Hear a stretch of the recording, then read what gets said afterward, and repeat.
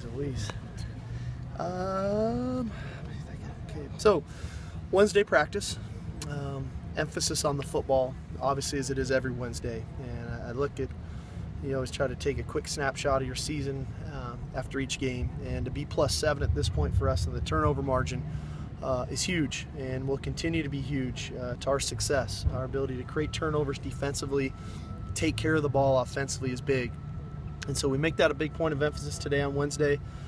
The offense, again, did a great job of taking care of it, and that's not for lack of effort by the defense. Believe me, they're trying, but they did a good job taking care of it. That was one positive. One negative coming out of it, Jane Harris strained a hamstring today. Severity, we're not really sure. Sometimes it's always a little bit more difficult to tell, but not ideal for a skilled athlete to do that. So we'll see how he responds. We're hopeful we can get him back. If we don't, obviously I've been talking about Steven Mitchell now for a couple weeks. It'll give him an opportunity to increase his role. Obviously, we always have the flexibility of moving Nelson around, and then it's just other guys got to have to step up. So I think we'll be okay there. Everything else was a really positive Wednesday practice. I thought the guys came out with a mindset to work. I know they like I always say to them, and now they're saying to me, everybody wants to play great on Saturday at 4:30, and everybody wants to win Saturday at 4:30 when you run out of the tunnel. Well, the best way to achieve that is practicing great today, and I think the guys are really starting to understand that. What are the major differences between Berkovici's style of play and Taylor Kelly's, and how will that apply in defending? I don't know if there's a whole lot, quite honestly. We haven't seen enough of Mike to see his complete game. Mike's a little better athlete than probably people are giving him credit for. He can really throw it down the field. Anytime you make a first career start and you throw for 480 yards or whatever it was, he's a confident kid. I recruited him coming out. I know it was a tight battle a couple years ago when they decided to go with Taylor. Mike was right there, so he's a real quality backup for him.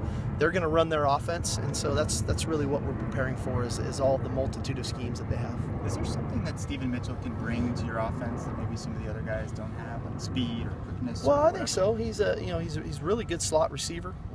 Again, it's just developing the confidence for him. When you're coming off a couple different injuries, it's the confidence in your own body that you can go make those plays, and you're playing at full speed, because when he's at full speed, he's a dynamic athlete.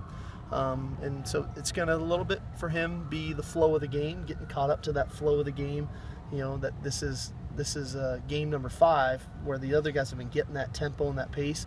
He's going to have to get kind of caught up to that quickly as this game gets going. Has he regained that explosiveness that we knew about? I don't know if he's exactly back to where he's capable of being, but I think he's a lot closer.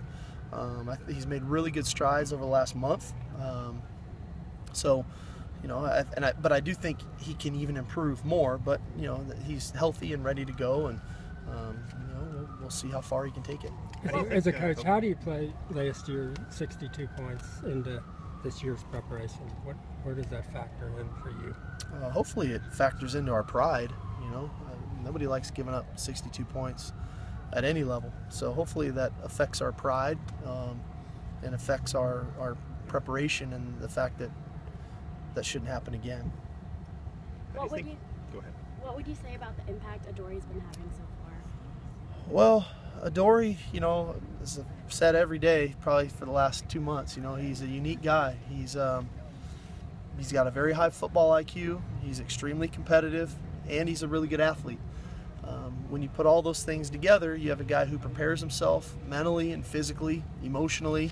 He works his tail off in practice every day, and he makes plays. And I think that all of those things add up to we're a better football team in some aspects because of Adori, but we're better because of all of our guys to some degree. But he's been fun to coach. He's a competitive guy. He loves being out here every day. He's one of the last guys off the field every day, so he's been good for our program. What are you thinking when he was showing Darius how to catch a punt behind his back, and he just goes ahead and does that? What do you think when you see that? Just a kid having fun, and that's part of it. The last thing I want is our team working football. We play football. Now, we have to prepare for practice mentally through meetings and physical preparation, all those things, but we get out here he should be having fun. You know, it should be, and I think that Adoree brings that, and he, you know, he likes, and he's talented. You know, I don't know about. I think I would even try that. I think it might hurt, but I just think he enjoys being out here and practicing every day. Can you talk about Andre Walker and him playing, making the debut, and now getting back in the rotation? He needs to play better. I think he'll be the first one to tell you that.